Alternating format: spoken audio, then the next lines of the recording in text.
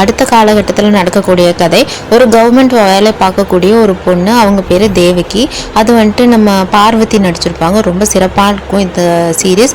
இவங்க எல்லாமே ஒரு கூட்டு குடும்பமாக இருக்காங்க. அதாவது பார்வதி வந்துட்டு கல்யாணம் பண்ணிட்டு வந்த வீடு வந்துட்டு ஒரு பெரிய கூட்டு குடும்பமாக இருக்குது. இவனுடைய அண்ணன் மனைவி, தம்பி மனைவி, அப்பா அம்மான்னு ஒரு குடும்பமாக இருக்காங்க.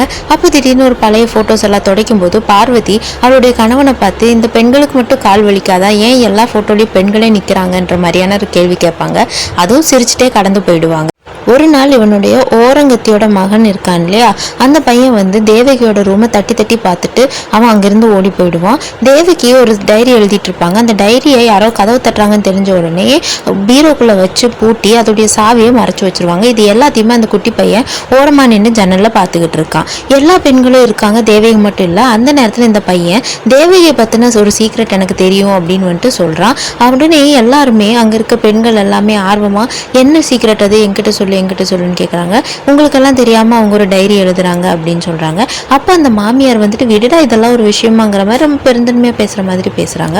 அடுத்ததாக கீழே வந்து பார்க்கும்போது தேவகி ரூமில் தேவகியோட ஓரங்கத்தி வந்து ஏதோ தேடிக்கிட்டு இருக்காங்க. அந்த பையன் வந்து என்னமா தேடுறேன்னு கேட்கும்போது, ஏதோ டைரி எழுதுறான்னு சொன்னேன்ல, அதை தான் தேடிட்டு இருக்கேன்னு சொல்கிறாங்க.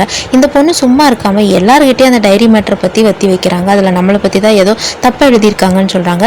இது அந்த வீட்டு பெரியவர் வரைக்கும் போகுது. அந்த வீட்டு பெரியவர் தேவகியோட புருஷனை கூப்பிட்டு, உன் மனைவி ஏதோ டைரி எழுதுறா, இதெல்லாம் என்ன புது பழக்கமாக இருக்குது, நம்மளை பற்றி தான் ஏதோ தப்பாக எழுதியிருப்பான்னு எங்களுக்கு சந்தேகமாக இருக்குது, அந்த டைரி எடுத்துகிட்டு வந்து காட்ட சொல்லு, அதை நாங்கள் படித்து பார்க்குறோம், தப்பாக இல்லைன்னா வச்சுக்கிட்டோன்னு சொல்கிறாங்க.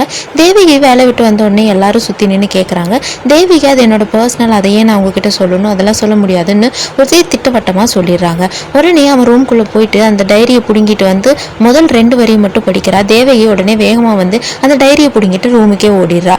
அவளுடைய கணவனும், அப்படி என்ன எனக்கு தெரியாத சீக்ரெட் நீ ஒழிச்சு வச்சிருக்கேன்னு சொல்லிட்டு உள்ளே போய் பார்க்கும்போது தேவகி அந்த டைரியை ஒவ்வொரு பீசஸாக கிழிச்சு எல்லாரும் முன்னாடி வச்சு எரிச்சிட்றா. எரிச்சதை எல்லாரும் சுற்றி நின்று பார்க்குறாங்க.